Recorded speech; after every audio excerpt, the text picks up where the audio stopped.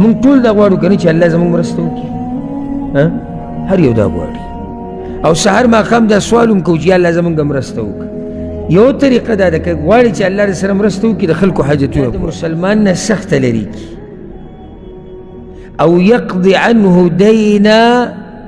یا د دې مسلمان نه قرض ختم کړي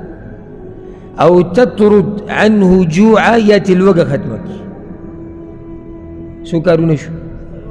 څلور خوشحالي به مسلمان راوسته سخته د مسلمان نه لرې کول قرض د هغه نه ختمول لوږه تې لرې کول دا له الله ډېر خوښ دی دا ټول ګوره په دې کې راځي چې د خلکو حاجتونه پوره کول اوس دې ته غوږ کېږده ولأن امشي مع اخ لي في حاجه او رسول الله صلی الله علیه وسلم وایي که زه د خپل یو ورور سره په یو حاجت کې روان شم که نه یعنې څه مسلې زه ورسره روان شم حاجت هر قسمه کېدی شي او زه ورسره پکې لاړم احب الی من ان اعتکف فی هذا المسجد شهرا دا ما ته په مسجد نبوي کې د یو میاشتې اعتکاف نه غوره دی په مسجد نبوي کې یو میاشتې اعتکاف رسول الله صلی الله علیه وسلم وایي د دې نه زما دا خوښه ده چې د یو مسلمان سره په یو حاجت کې لاړ شم بعضو بس چې ته ورته د یعنې سم وایي چې یاره مسلمان حاجت پوره کول په دین کې مال لګول مونځ خو زه کومه اعتکاف خو زه کومه عبادت ګوره په دوه قسمه دي یو هغه عبادت دی چې فایدې تا پورې محدود دی بل هغه عبادت دی چې فایدې تا ته هم ده او غیر ته هم ده صرف په دغه عبادتو ته کار نه وایي چې ما دې یاره بس زه پکې لګیا یم قرباني پکې نه راشي ښه ومن کف غضبه ستر الله عورته او چا چې خپله غصه کنټرول کړه الله به د په عورت باندې پرده راواچي مخکې هغه حدیث کې دا دی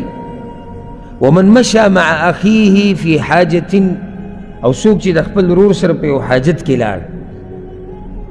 مرسته ورسره کوي هر قسمه حاجت چې دی حتی تتهیأ له تر دې چې دا حاجت د ده څه کي پوره کړي واوره اثبت الله قدمه یوم تزول الاقدام الله به د ده ورځ د ده خپه په هغه ورځ مضبوطه کړي په کومه ورځ چې به خپې ښویېږي که غواړي چې په قیامت کې راته امن او امان میلاو شي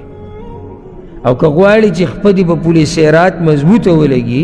نو د خپلو وروڼو خویندو سره په حاجتونو کې منډې وهه حدیث کې دا راځي رسول صلی الله علیه وسلم من انظر معسرا او وضع له یو سړی دی تنګ دسته دی تنګ دسته څه معنی غریب دی مالی حالات کمزوري او د ده پې قرض دی صرف دې حاجت پوره کولو ته ګوره ښه دا ګوره معمولي خبره ده او د ده پې قرض دی او ده وله نیټه زیاته کړه بس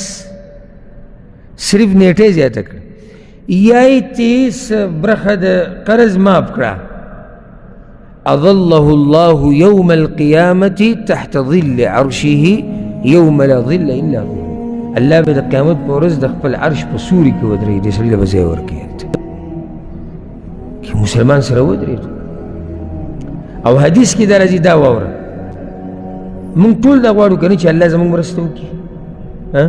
هر یو دا غواړي او سهار ماښام دا سوال هم کوو چې الله زموږ مرسته وکړه یو طریقه دا ده که غواړي چې الله سره مرسته وکړي د خلکو حاجتونه پوره کوه